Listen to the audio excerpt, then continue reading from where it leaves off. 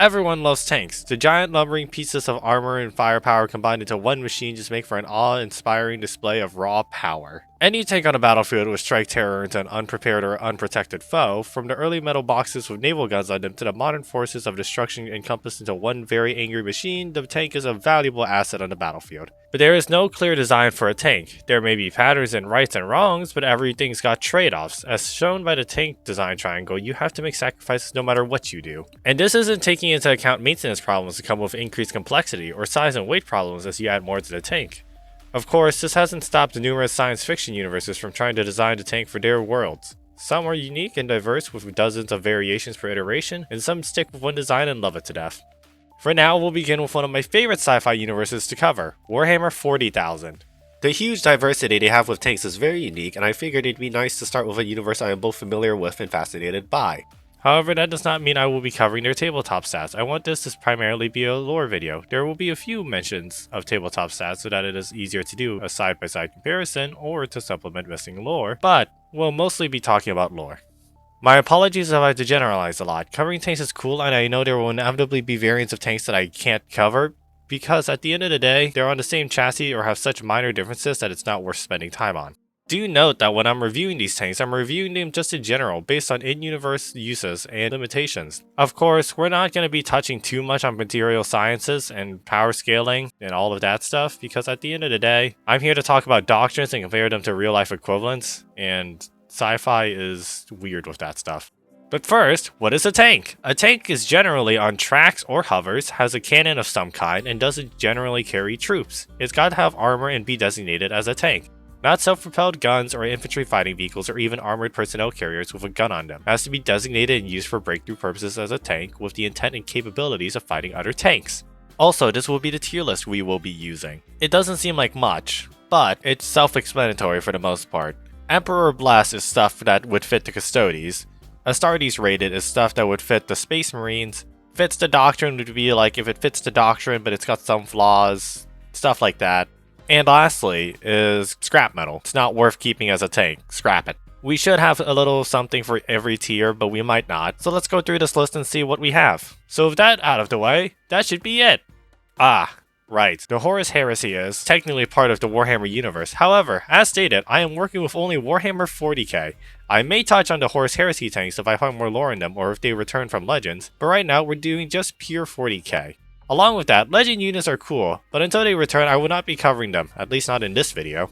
Now, with that out of the way, let's begin with Warhammer 40,000. And what better way to do it than to do it with a faction that does numbers better than almost every other faction within the Imperium of Man. Oh, the Astra Militarum. The backbone of the Imperium, the spine comprising billions, possibly trillions of men and women who are willing to give their lives so that the Imperium of Man can survive another day. These aren't genetically modified superhumans or people of powerful faith, but simply the average man or woman who was forced down this path either by fate or by choices. So with their lasguns, they charge into battle with only bravery and whatever faith they have in the God Emperor to keep them going. So let's see what the average tank is then, considering they have a lot to supplement for the lack of firepower the infantry has. The good old Leman Russ. Even though the Astra Militarum might favor throwing bodies so that the tank doesn't get shot, they aren't afraid of pulling out the big guns when they are needed. So let's get into the specifications. The Leman Russ overs the enemies of mankind after all.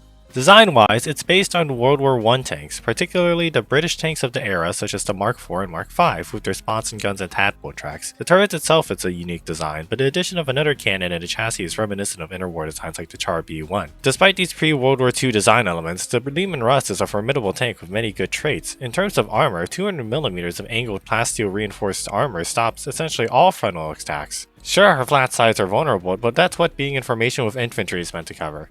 After all, they're meant to take the shots, not the tank. And to complement her armor is her firepower. With a main battle cannon, 2 sponsons that are flexible in armament, and a las cannon mounted in a hull, she's got enough firepower to shoot down groups of Space Marines, or even bring down Chaos Knights. She doesn't miss either, having a laser rangefinder and a gyro stabilizer to keep things leveled.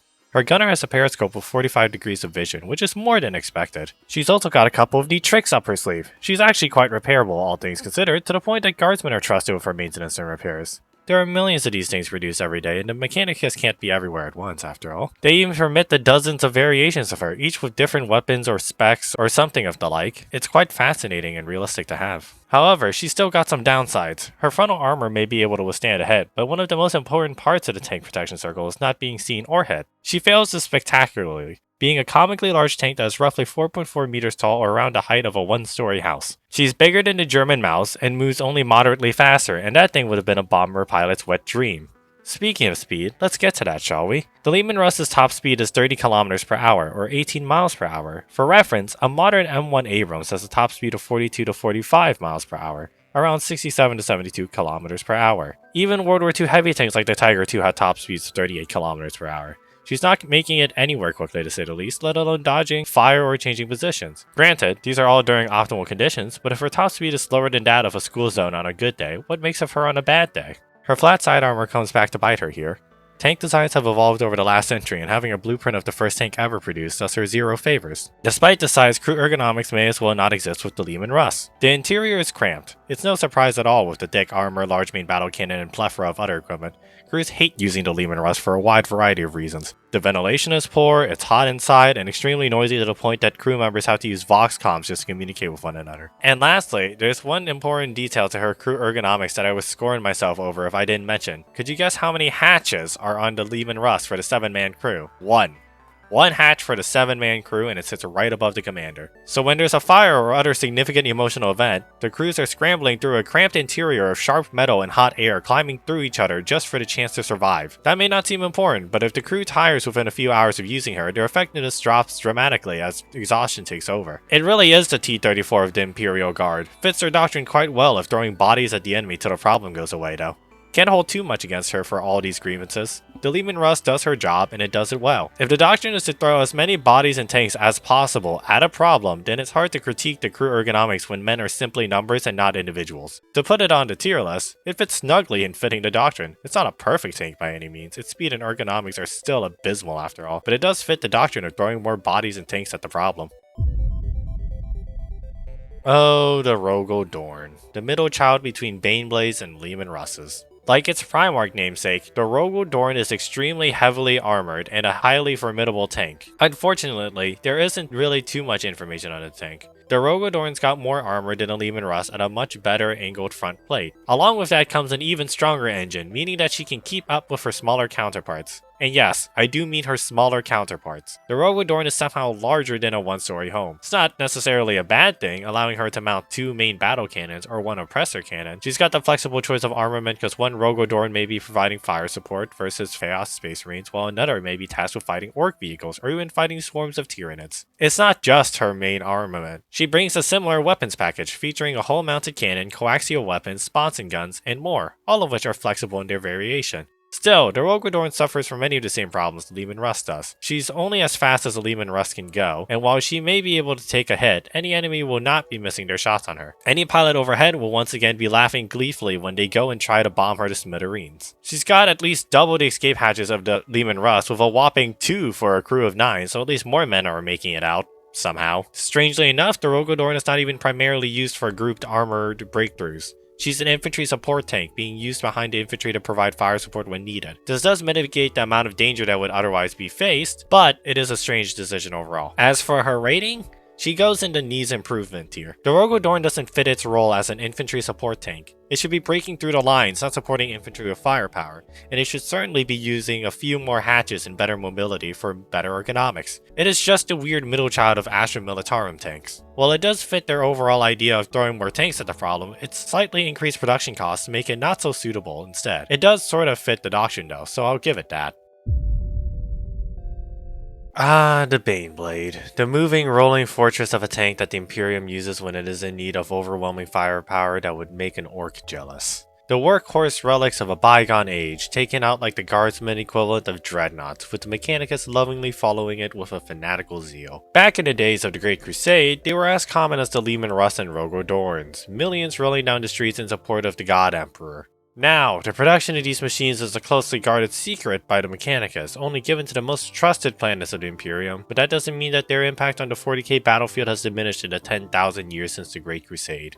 Where do we even begin with the super heavy tank? The Baneblade is bigger than any tank we have in real life, and it would be more apt to call her a land battleship with how many guns and turrets she's got. The Baneblade's design is unique, though she retains the design themes of her smaller contemporaries with sponson guns and a whole mounted cannon. She's got inspirations from a whole bunch of tanks. She has 4 turrets total, probably drawing from the Soviet T-28 and T-35 respectively. At the very least, her front-mounted turret really looks similar to that of a Crusader tank in its weird little turret. We'll start with her positives. She's heavily armored on all sides. This impervious armor requires the strongest of weapons to break and is quite good for a tank, although given her size, it shouldn't be much of a surprise. Her frontal plate is capable of stopping even Tau tank railguns that would otherwise devastate Leman Russes and Rogal Dorns. How the Baneblade's front armor is so thick, she's able to survive a couple of seconds under a Titan's massive turbo laser. The Baneblade doesn't just sit there and tank shots, she has her own retaliatory symphony of firepower to complement the armor. The star of the show is, of course, a 10-meter long cannon that fires rocket-assisted shells. Why do the shells need to be rocket-assisted?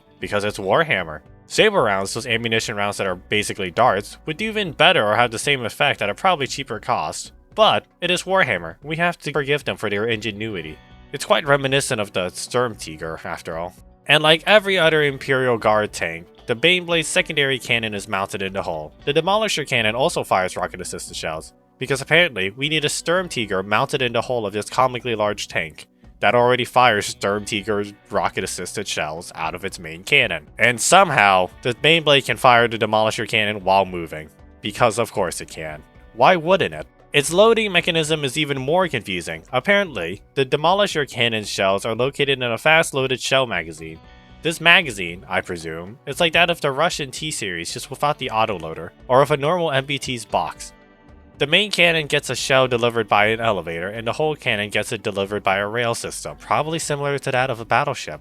It's hard to tell with Warhammer buzzwords. And lastly are the Baneblade's tertiary weapons. Her sponsons contain either heavy bolters or heavy flamers, and a las cannon each, and she has a coaxial autocannon in her turret. Fortunately, all can be remotely controlled by the third gunner, but if there aren't any of those complex systems, then she requires a crew of 11 to 12 people. Otherwise, a crew of 10 would suffice. Don't worry about why there's a third gunner, I'll get to it soon enough. But what good are weapons if she didn't have the means of target acquisition? Well, don't worry, dear viewer. The Baneblade comes with a large scanner array for locating and targeting enemies of the Imperium. She's got seismic sensors, a large targeting array, and more. The commander has a plethora of viewports from which to see, allowing him to view through all of the gunner's periscopes with a better view of the battlefield.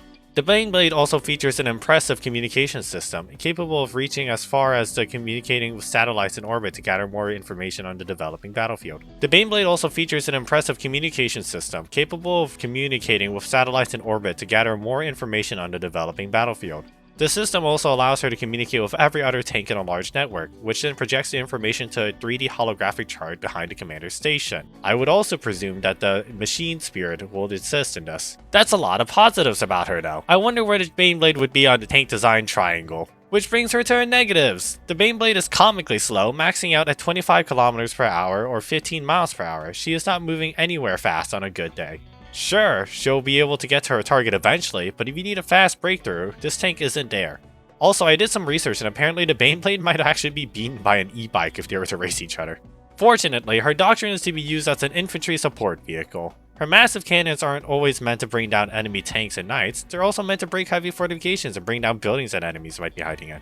Unfortunately, that doctrine makes no sense. Baneblade's 2 cannons have several kilometers of range and could easily snipe targets from afar, relegating her smaller guns to the side in case someone gets close. Instead, she's at the front, breaking through the enemy with the guardsman as her shield, or in rare cases, the other way around. But that's just a flaw of her usage. How does her design itself hold up? I only described her features after all. And well, I'm sorry, I must admit that while she is cool, she has one fundamental flaw in her large design that I cannot help but criticize. It's not the sponson guns, whole cannons, or even turrets on top of sponson guns. It's the fact that she has an internal locker system with bunk beds. Why does the tank need bunk beds? I don't know. I get that the crew needs sleep at some point, and it's better to sleep in the tank than outside. But it is just a waste of space. How the area is large enough to have a small hallway where the crew can move about. Her specifications say she only carries around 20 rounds per large cannon, and that space could have gone for more ammunition. What's the point of being able to travel in the tank if you're gonna run out of ammunition and have to resupply back at base anyway? She's more likely to run out of ammunition than have her crew need sleep. Also, her cannon has one major glaring flaw. She can't depress it far enough to shoot downwards.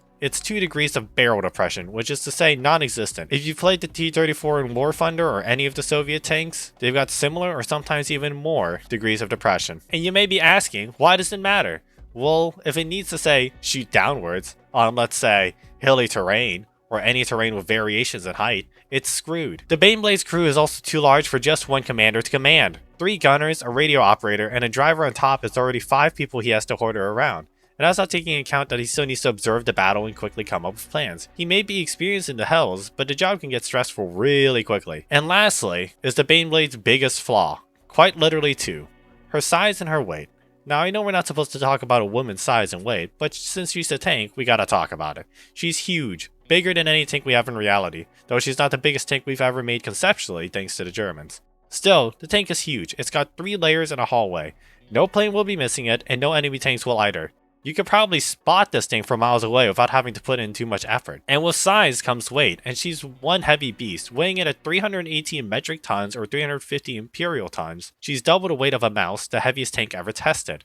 I doubt most bridges are holding up the Baneblade's weight, let alone good mobility in terrain with soft ground like marshes and mud. I suppose she's supposed to be used in cities, but are the roads really holding up that much weight? And yet, despite all these flaws, the Baneblade is our beautiful hunk of metal, a rolling fortress of death and destruction wherever it goes. Truthfully, I think it and its many variations are cool as hell. The doctrine sort of makes sense, seeing that you may only see the thing in cities and fields more often than not. It may be used as an infantry support tank, but the main idea for the Baneblade is a bigger tank for bigger threats. When you're a guardsman fighting a large gargantuan squig-off that the orcs have, you're going to want a Baneblade at your side over 5 Leman Russes that can't even pierce its hide. Therefore, the Baneblade fits the doctrine.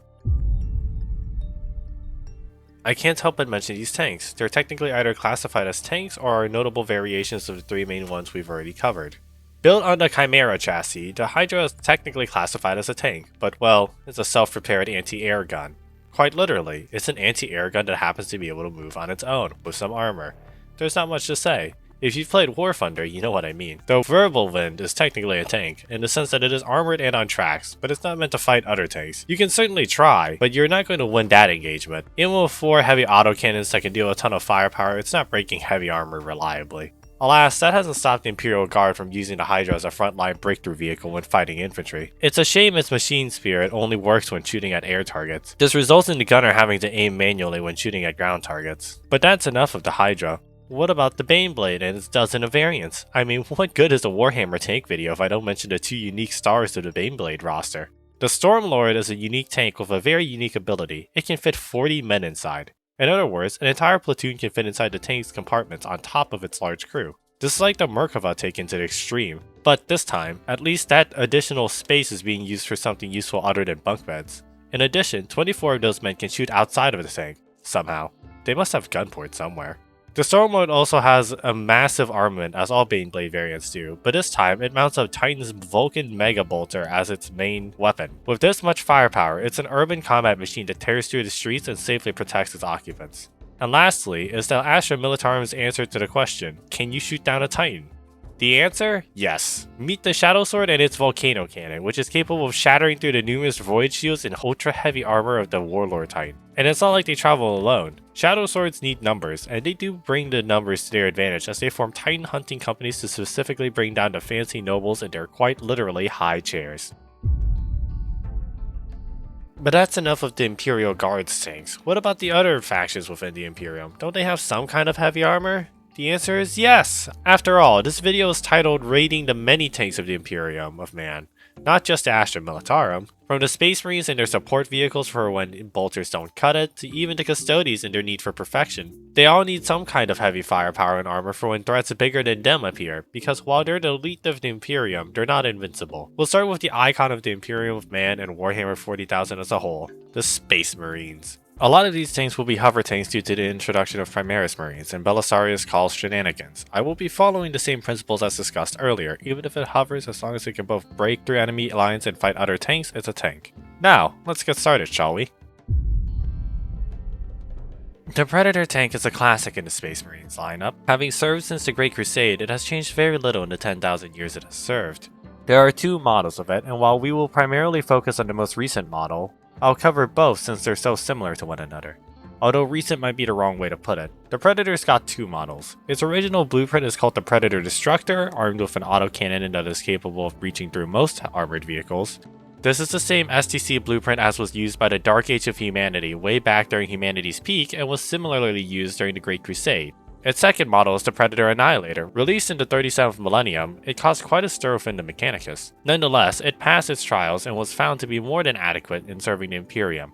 So enough of history, what about its specs? Well, let's start with what I consider to be the positive parts of its specifications. The Predator tank is built with the Rhino troop transport as the chassis. This sounds strange at first, especially when you consider that the Rhino looks like a metal box with an angled front. It would be like saying the M1 Abrams was built using the M113 as a chassis and you just slap the turret on top. However, unlike the garbage can that is the M113, the Rhino is already heavily armored and the Predator uses an up-armored chassis as its main body.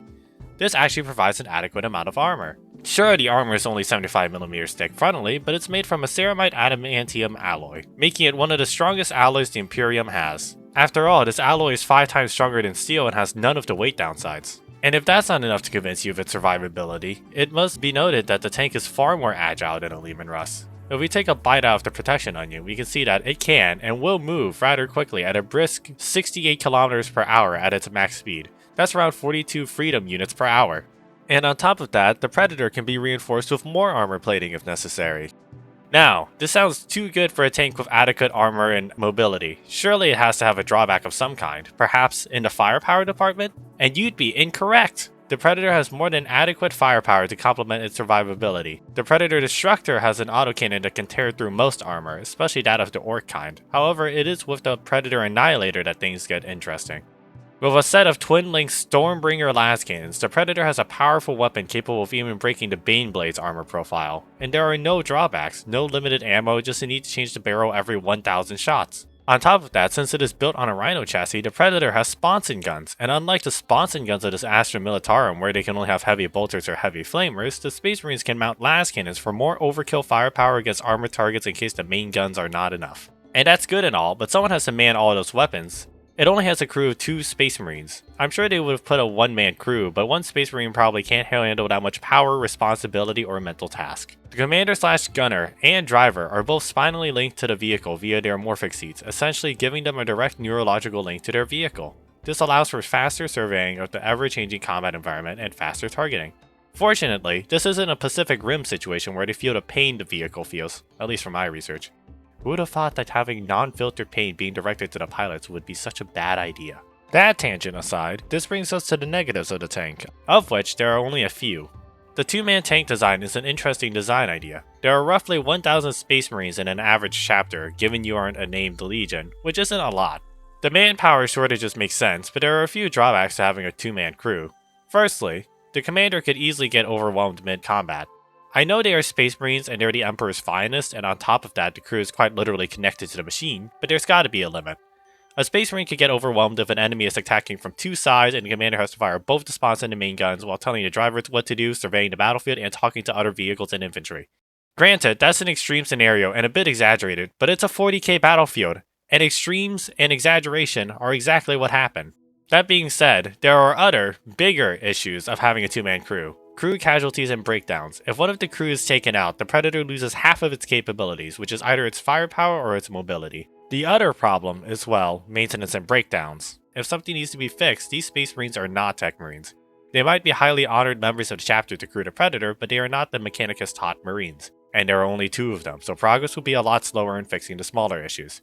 I get that the Mechanicus is supposed to be with them logistically, but that's often back in the safety of the headquarters or whatever base they have. If the vehicle, in a worst case scenario, breaks down in the field, who's fixing it? Don't tell me there's a Mechanicus version of a AAA roadside repair. Aside from the crew problem, there's another problem with its armor. You see, the Predator is based on a Rhino chassis, and the Rhino is a troop transport first and foremost. That means the armor is not the most substantial. Even with 5 times the steel equivalents, the armor is only around 300mm of steel thick. A modern sable round from a tank can break through a little over 500mm of steel. If we were to take a little liberty and take some stats from the tabletop, the Predator has slightly less armor than a Leman Russ. While not many things are as tough as the Leman Russ frontally, that's still a pretty big disappointment for a tank from the Adeptus Astartes. And lastly, it has the same problem as all Imperium vehicles. It's too big. The Predator is as big, if not a little bigger, than the Leman Russ, but I've stated my opinions on why that's bad already. Fortunately, that's all the problems I could find with the Predator Annihilator, and Predator Destructor in general. It may well be the almost perfect tank we've been looking for.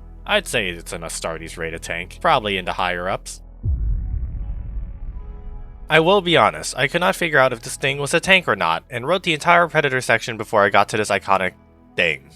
No, seriously, is the Land Raider a tank? Well, let's break it down. By all definitions it is. It's used to create breakthroughs by driving headfirst into enemy lines and happens to carry a squad of 10 Space Marines with it to assist with this task.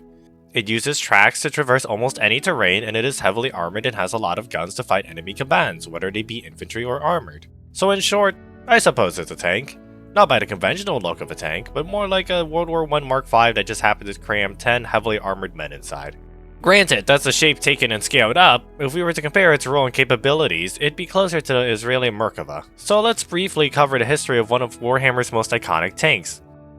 Like most Imperial vehicles, the Land Raider was designed and made during the Dark Age of humanity, and just like most tech, it was lost during the Age of Strife. However, when Imperium rediscovered its SCC, it was more of a converted tractor blueprint. You know it's good when the original concept is based around a tractor, just look at the Mob Simple as proof. For a war machine called the Land Raider, you would presume it is named after the fact it raids the land. But no, it is named after Arkham Land, a scientist of the Great Crusade who is known for many technological achievements. Regardless, the design has been refined over the many years of the Imperium into the troop-carrying, gunslinging, heavily armored design of today. Although it looks awfully similar to a Rhino, that's just a pure coincidence, and it has developed as its own original concept. So when we consider her armor, how tough of a nut can she be to crack? After all, she was only built around a tractor. Despite that fact, it's significantly stronger than a Predator, at least in terms of armor. I won't go into many specifics, but the first inner layer is adamantine. The second layer is titanium plasteel composite, followed by a third layer which absorbs high-energy lasers. The fourth and fifth layers are two ceramite layers designed to absorb metal weapons at high heat. Lastly is the outer layer, which is an identifying sheet, whatever that means. This totals a thickness of 3 to 4 inches all around. That doesn't seem like a lot, but it's actually significantly tougher than a Leman Russ and equals the Rogal Dorn levels of armor protection. And with great armor protection comes great firepower. Briefly skimming over its auxiliary weapons, there's nothing new with a mounted storm bolter, a heavy bolter, and the potential to carry a hunter-killer missile and multi-melta. But of course, the main star of the show are the twin pairs of Godhammer las cannons. These las cannons are strong enough to pulverize enemy armor, and having 4 barrels of it will ensure whatever is shot will not be having a good time. All of this, and it is still large enough to carry a complement of 10 Space Marines. That's only 2 fewer Space Marines than the Rhino, a dedicated transport, can carry. Imagine trying to kill this thing in a squad of Space Marines supported by its firepower. Alas, that's it for its positives. Let's move on to the negatives, starting with the bane of all Imperium vehicles, the speed. At a blistering 55 km per hour or 38 miles per hour, it is going nowhere fast. That's faster than a Leman Russ and Rogal Dorn, but much slower than the ideal speed the Predator has. Still, that's not the Land Raider's only problem. With a crew of 2, it faces the same issues the Predator has. A lack of crew brings up the problems when casualties are incurred or when maintenance needs to be done. Then again, unlike the Predator, you could transport a tech marine with the Land Raider just in case anything unfortunate happens. It can't shoot at things directly in front of it with either Godhammer las cannon. There's a big blind spot since it's essentially a box with 2 guns mounted on the sides. That means if there's a big stompy in front of it, like in the case of orcs, it can't shoot the big stompy.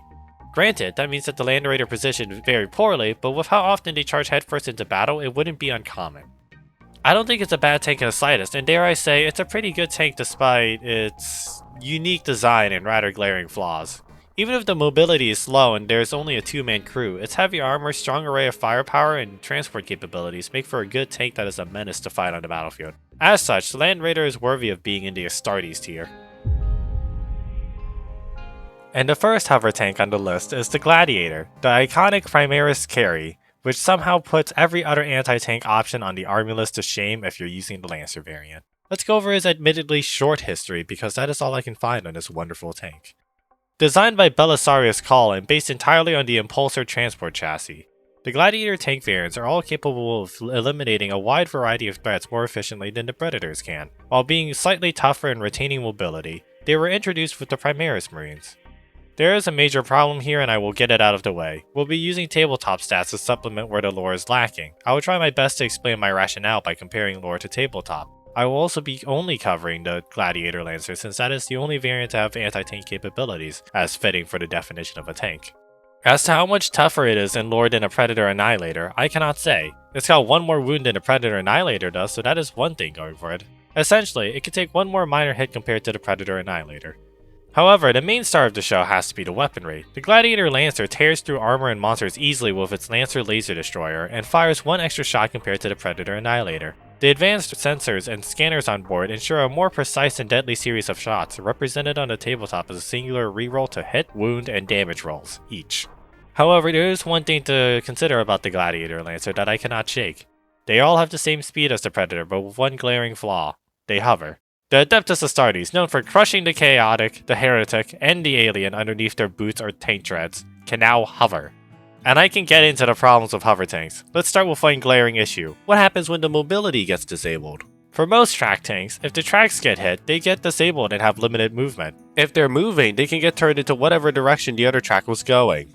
However, with hover tanks, they follow the rules of gravity. Even if the hover tech is partially damaged, something is going down and straight into the ground. It doesn't matter how high up the vehicle itself is floating, it is still a multi-ton behemoth crashing down and jarring whoever is inside of it. This usually leaves it at a weird angle it can't effectively fight in, and makes recovery all the more difficult. A tank can be rolled if the track treads are damaged since it has wheels, but a hover tank can only slide when its hover tech is damaged. That or float lopsided. Well, you could also lift it, but that's a lot of work. Let's also not forget that complexity makes the repairs all the more difficult. The Mechanicus might be fine with doing repairs, but field repairs on hover tech are more complicated than tracks. There are a lot more complex components that are very delicate and require the right purity seals and holy oils.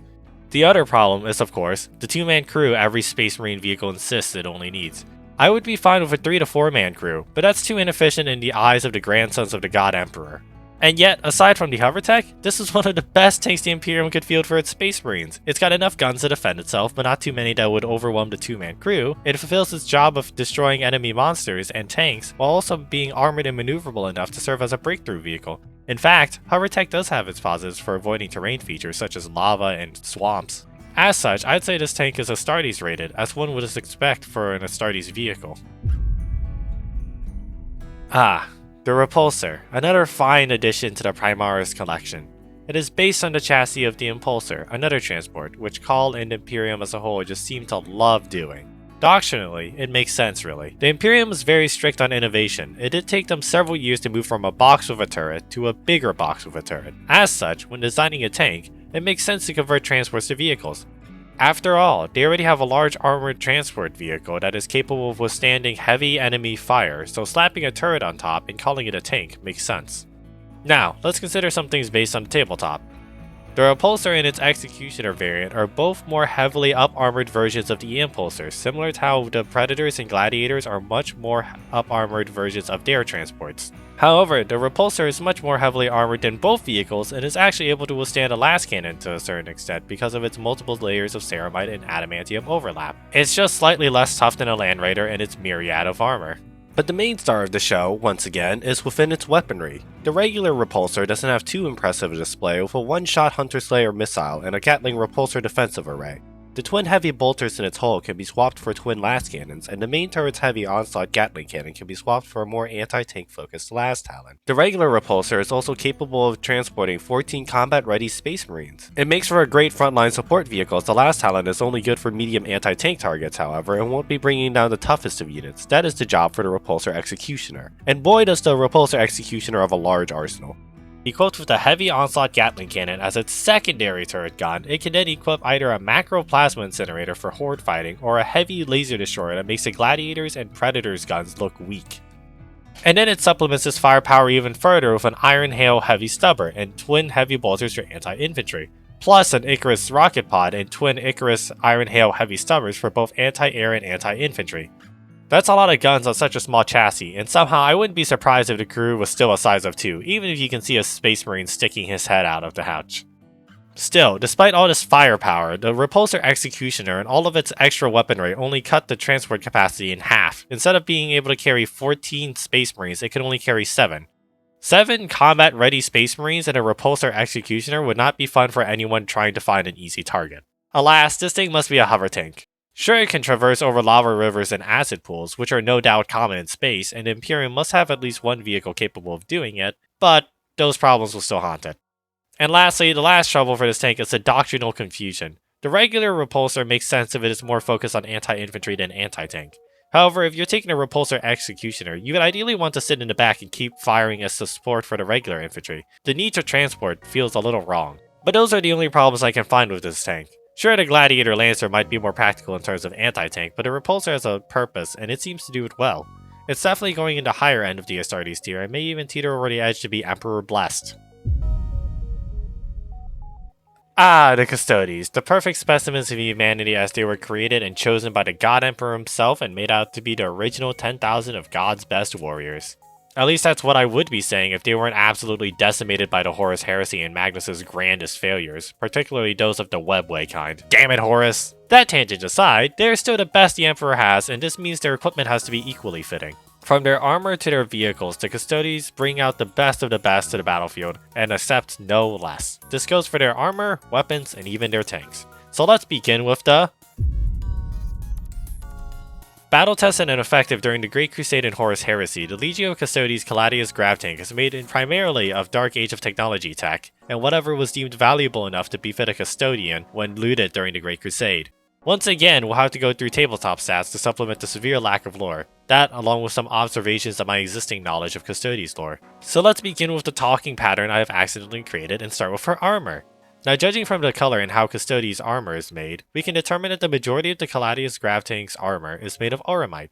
Auramite, for those that aren't aware, is one of the rarest materials the Imperium has, as only the God Emperor and his Custodes are stated to have it. It is potentially as strong, if not stronger than adamantium. Think about it. If auramite is equal to adamantium, why wouldn't the Imperium use that as the armor material instead? There must be some advantage, such as lightness or strength. After all, adamantium is at least prevalent enough to be featured in vehicles and starships. Auramite is stuck to the Custodes and Emperor's armor. It is also entirely gold in color, not just painted that way. So when considering that the Caladius Grav Tank is mostly gold and red, one can assume that the thing is made entirely of auramite and adamantium where there isn't auramite. This gives the Caladius some of the best armor protection that any land vehicle could have. On top of that, it is equipped with a flare shield, the same kind of shield as the Imperial Knights. It's not a void shield by any means, since those are reserved for Titans, but it's something, which is a whole lot better than the nothing the Space Marines have. Now as for the weapons, she can come equipped with either the Twin Iliastus Accelerator Cannon for multi-purpose anti-everything, or the Heavy Blaze Cannon to crack the tougher targets. They're not as powerful as the Gladiator Lancer, but they sure are effective at blowing up enemy armor. The Iliastus Accelerator Cannon is capable of blowing up Space Marine Gladiators and Predators and mowing down infantry, while the Heavy Blaze Cannons are capable of breaking the armor of the formidable Rogal Dorns and Leman Russes.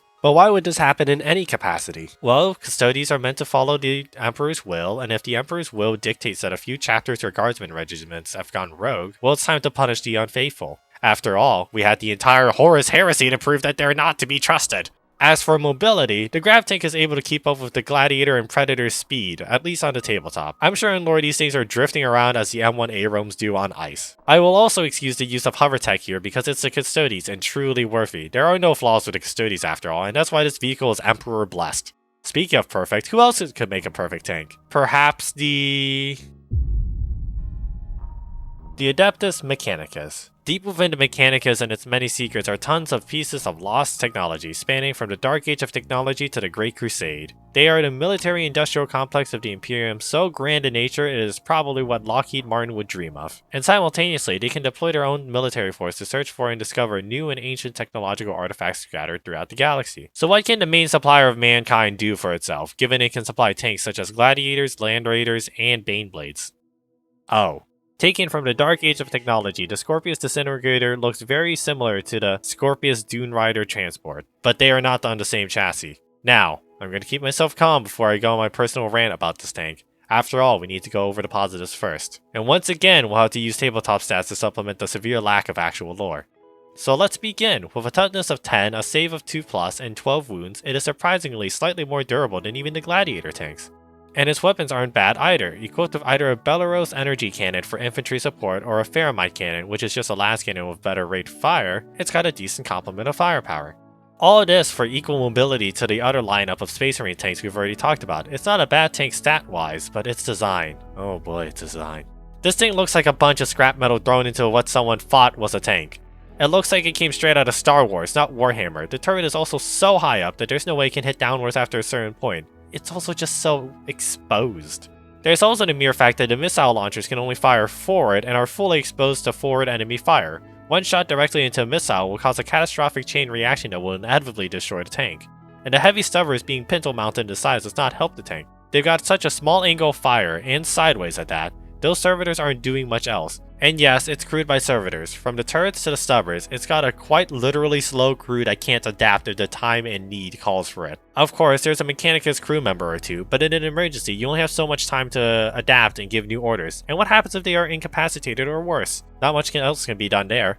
I wish I could give this tank a better rating, but truthfully, it looks terrible. It's an awful design that is carried by in-game balance needing to make it a good tank, where Mechanicus players are more screwed than they already are. So this is going to scrap metal. Hopefully the nuns with guns have a better tank to end off this video. The Adepta Sororitas. The Sisters of Battle are a mostly infantry-based army, but they've got special vehicles for the few cases that their faith and weaponry are not enough to win battles. As such, this brings us to their only tank, the Castigator. She's not a bad tank design-wise by any means, but I'm getting ahead of myself. Let's start with her armor profile. Similar to the Predator Annihilator, the Castigator is built on an up-armored Rhino chassis. I don't need to get too much into the specifics of that, just think of the Predator's armor profile and you've got the Castigator's armor profile nailed down. Now as for armament, it's a bit lacking. With the choice of either twin autocannons or a battle cannon, the Castigator's armaments are surprisingly similar. Obviously the Castigator equipped with autocannons would do better against infantry, but the battle cannon is surprisingly multi-purpose. Unlike most tanks, she's not just built to take down enemy monsters and vehicles. However, this ability to be multi-purpose comes at the cost of armor penetration, so there's that. And of course, since it's built on the Rhino chassis, there must be 3 heavy bolters and a storm bolter. It just comes with the chassis after all. And then there's her mobility. She can keep up with predators and rhinos, so she's not falling behind during a mechanized push. It's not slow in the slightest. If you recall, it's a brisk 68 km per hour or 48 miles per hour.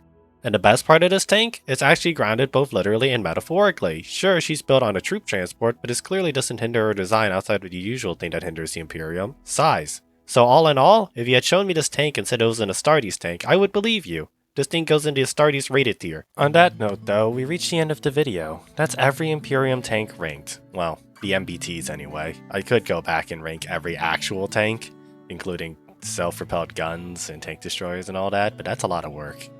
Thank you all for watching. Admittedly, it took a while to get this video up and going. Script writing is hard, and this was an ambitious project of mine that I thought would be cool to execute. Did not help that I thought editing this 40-minute video would somehow be easy. I'm new to this whole YouTube thing, and I'm nothing but overly ambitious and also a major procrastinator. Regardless, I'm just happy to see this project done. If you have any criticisms, please be civil and nice and leave them down in the comments. I love seeing new people around the channel, and any support is also welcome. A special thank you for those who have supported me by watching my YouTube shorts or live stream so far. I'm sorry for keeping you all waiting. If you're new to the channel, please hit the like button and don't forget to subscribe. And I'll see you in the next video or live stream. Thank you all for watching today's video, and I hope you all stay safe out there.